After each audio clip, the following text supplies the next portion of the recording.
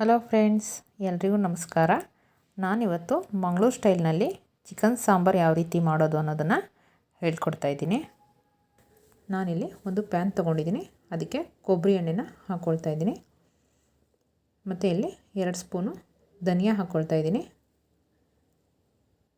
ಮತ್ತು 1 ಸ್ಪೂನು ಜೀರಿಗೆನ ಹಾಕ್ಕೊಳ್ತಾ ಇದ್ದೀನಿ. ಇದನ್ನು ಫ್ರೈ ಮಾಡ್ಕೊಳ್ಬೇಕು ಕೊಬ್ಬರಿ ಎಣ್ಣೆಯಲ್ಲಿ. ಈ ಸಾಂಬಾರನ್ನ ಕೊಬ್ಬರಿ ಎಣ್ಣೆ ಯೂಸ್ ಮಾಡ್ಕೊಂಡು ಮಾಡಿದ್ರೆ ತುಂಬ ಟೇಸ್ಟಾಗಿರುತ್ತೆ. ಮತ್ತು ಸ್ವಲ್ಪ ಮೆಂತ್ಯನ ಹಾಕ್ಕೊಳ್ತಾ ಇದ್ದೀನಿ. ಮತ್ತು ಇಲ್ಲಿ ನಾನು ಮೆಣಸು ಹಾಕ್ಕೊಳ್ತಾ ಇದ್ದೀನಿ. ಒಂದು 4 ಲವಂಗ ಮತ್ತು ಸ್ವಲ್ಪ ಚಕ್ಕೆ, ಇದನ್ನೆಲ್ಲ ಹಾಕಿಬಿಟ್ಟು ಚೆನ್ನಾಗಿ ಫ್ರೈ ಮಾಡ್ಕೊಳ್ಬೇಕು ನಾವು. ನೀವು ಯಾರೆಲ್ಲ ನನ್ನ ಚಾನಲ್ನ ಸಬ್ಸ್ಕ್ರೈಬ್ ಮಾಡಿಲ್ಲ, ಪ್ಲೀಸ್ ನನ್ನ ಚಾನಲ್ನ ಸಬ್ಸ್ಕ್ರೈಬ್ ಮಾಡಿ. ಮತ್ತು ಪಕ್ಕದಲ್ಲಿರೋ ಬೆಲ್ಲೈಕನ್ನ ಕ್ಲಿಕ್ ಮಾಡಿ. ನಾನು ನೆಕ್ಸ್ಟ್ ಟೈಮ್ ವಿಡಿಯೋ ಹಾಕಿದಾಗ ನಿಮಗೆ ನೋಟಿಫಿಕೇಷನ್ ಬರುತ್ತೆ.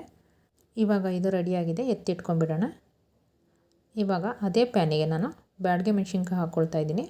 ಮತ್ತು ಒಂದು 3 ಗುಂಟೂರು ಮೆಣಸಿನ್ಕಾಯಿ ಹಾಕ್ಕೊಳ್ತಾ ಇದ್ದೀನಿ. ಅದನ್ನು ಕೊಬ್ಬರಿ ಎಣ್ಣೆ ಹಾಕ್ಕೊಂಡು ಈ ರೀತಿ ಚೆನ್ನಾಗಿ ಫ್ರೈ ಮಾಡ್ಕೊಳ್ಬೇಕು. ಇದು ಫ್ರೈ ಆಗಿದೆ. ಇವಾಗ ಇದನ್ನು ಎತ್ತಿಟ್ಕೊಂಡ್ಬಿಡೋಣ.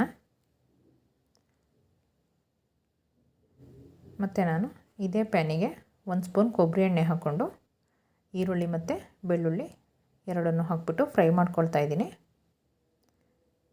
ಇದು ಸ್ವಲ್ಪ ಕಲರ್ ಚೇಂಜ್ ಆಗೋವರೆಗೂ ಫ್ರೈ ಮಾಡಿಕೊಂಡ್ರೆ ಸಾಕು. ಇದಕ್ಕೆ ಇವಾಗ ಶುಂಠಿನ ಹಾಕ್ಕೊಳ್ಳೋಣ. ಶುಂಠಿನ ಹಾಕ್ಬಿಟ್ಟು ಒಂದು ಸಲ ಈ ರೀತಿ ಫ್ರೈ ಮಾಡ್ಕೊಂಬಿಡೋಣ. ಇವಾಗ ಇದನ್ನು ಎತ್ತಿಟ್ಕೊಂಡ್ಬಿಡೋಣ. ಮತ್ತು ಅದೇ ಪ್ಯಾನಿಗೆ ನಾನು ಕಾಯಿ ಹಾಕ್ಕೊಳ್ತಾ ಇದ್ದೀನಿ. ಇದನ್ನು ಅರ್ಧ ಸ್ಪೂನು ಕೊಬ್ಬರಿ ಎಣ್ಣೆ ಹಾಕಿಬಿಟ್ಟು ಸ್ವಲ್ಪ ಅರಿಶಿನ ಪುಡಿ ಹಾಕಿಬಿಟ್ಟು ಚೆನ್ನಾಗಿ ಫ್ರೈ ಮಾಡ್ಕೊಳ್ಬೇಕು. ಇದು ಲೋ ಫ್ಲೇಮಲ್ಲಿ ನೀವು ಒಂದು 2 ನಿಮಿಷ ಫ್ರೈ ಮಾಡ್ಕೊಳ್ಬೇಕು.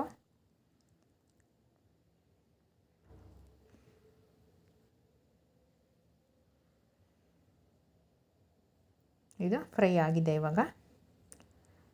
ಇವಾಗ ನಾವು ಮಿಕ್ಸಿಯಲ್ಲಿ ಬ್ಯಾಡಗೆ ಮೆಣಸಿನ್ಕಾಯಿ ಮತ್ತು ಧನಿಯಾ ಇದೆರಡನ್ನು ಹಾಕಿಬಿಟ್ಟು ಹಾಗೆ ಡ್ರೈ ಪೌಡರ್ ಮಾಡ್ಕೊಳ್ಬೇಕು. ನೀರು ಹಾಕ್ಕೊಳ್ಬಾರ್ದು. ನೀರು ಹಾಕಿದ್ರೆ ಅದು ಬೇಗ ಸಣ್ಣ ಆಗಲ್ಲ. ಅದಕ್ಕೆ ಇದನ್ನು ಹಾಗೆ ಪೌಡರ್ ಮಾಡ್ಕೊಳ್ಬೇಕು.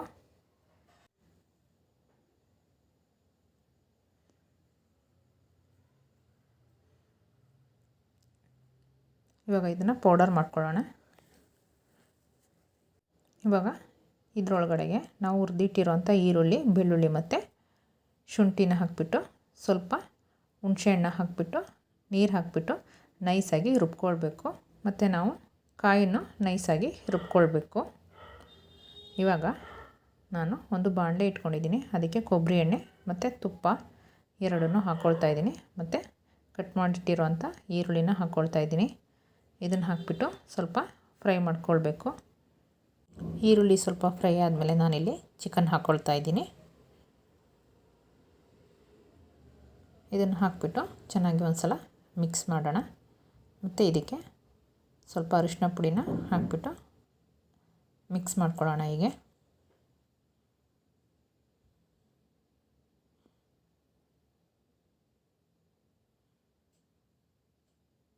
ಇದನ್ನು ಮುಚ್ಚಿಟ್ಬಿಟ್ಟು 1-2 ನಿಮಿಷ ಬೇಯಿಸ್ಕೊಳ್ಳೋಣ. ಇವಾಗ ನೋಡಿ ಚಿಕನ್ನು ನೀರು ಬಿಟ್ಟಿದೆ. ಇದಕ್ಕೆ ಸ್ವಲ್ಪ ಉಪ್ಪು ಹಾಕ್ಕೊಳ್ತಾ ಇದ್ದೀನಿ. ಸ್ವಲ್ಪ ಕರಿಬೇವಿನ ಸೊಪ್ಪು ಹಾಕ್ಕೊಳ್ತಾ ಇದ್ದೀನಿ. ಇದನ್ನು ಈ ರೀತಿ ಒಂದು ಸಲ ಮಿಕ್ಸ್ ಮಾಡಿಬಿಡೋಣ. ಮಿಕ್ಸ್ ಮಾಡಿಬಿಟ್ಟು ಇದನ್ನು ಮುಚ್ಚಿಟ್ಟು ಒಂದು 5 ನಿಮಿಷ ಬೇಯಿಸ್ಕೊಳ್ಬೇಕು. ನೋಡಿ ಇವಾಗ 5 ನಿಮಿಷ ಆಗಿದೆ. ಚೆನ್ನಾಗಿ ನೀರು ಬಿಟ್ಟಿದೆ. ನಾನಿವಾಗ ರುಬ್ಬಿಟ್ಟಿರೋಂಥ ಮಸಾಲನ ಹಾಕ್ಕೊಳ್ತಾ ಇದ್ದೀನಿ. ಇದು ಮೆಣಸಿನ್ಕಾಯಿ ಮತ್ತು ಧನಿಯಾ ರುಬ್ಬಿರ್ತೀವಲ್ಲ, ಅದನ್ನು ಮಾತ್ರ ಹಾಕ್ಕೊಂಡು ಒಂದು 5 ನಿಮಿಷ ಚೆನ್ನಾಗಿ ಬೇಯಿಸ್ಕೊಳ್ಬೇಕು. ಇದರಲ್ಲೇ ಇದನ್ನು ಈ ಮಸಾಲದಲ್ಲೇ ಬೇಯಿಸೋದ್ರಿಂದ ಚೆನ್ನಾಗಿ ಉಪ್ಪು ಖಾರ ಎಲ್ಲ ಹಿಡ್ದಿರುತ್ತೆ. ಇದನ್ನು ಮುಚ್ಚಿಟ್ಟು 5 ನಿಮಿಷ ಬೇಯಿಸ್ಕೊಳ್ಳೋಣ. ನೋಡಿ ಇದು ಇವಾಗ ಬೆಂದಿದೆ. ಇವಾಗ ನಾವು ಕಾಯಿ ರುಬ್ಬಿರ್ತೀವಲ್ಲ ಅದನ್ನು ಹಾಕಿಬಿಟ್ಟು ಚೆನ್ನಾಗಿ ಮಿಕ್ಸ್ ಮಾಡಬೇಕು. ಇದಕ್ಕೆ ನಾನಿವಾಗ ಕೊತ್ತಂಬರಿ ಸೊಪ್ಪನ್ನು ಹಾಕ್ಕೊಳ್ತಾ ಇದ್ದೀನಿ.